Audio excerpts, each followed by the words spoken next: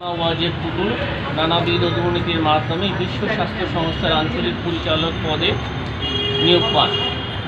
সাবেক প্রধানমন্ত্রী শেখ হাসিনা তার মেয়ে সাইমা ওয়াজেদ পুতুলকে দক্ষিণ পূর্ব এশিয়ার আঞ্চলিক পরিচালক হওয়ার যোগ্যতা না থাকা সত্ত্বেও WHO এর আঞ্চলিক পরিচালক বানাতে তার ক্ষমতার অনৈতিকভাবে ব্যবহার করেছিলেন মর্মে অভিযোগ রয়েছে।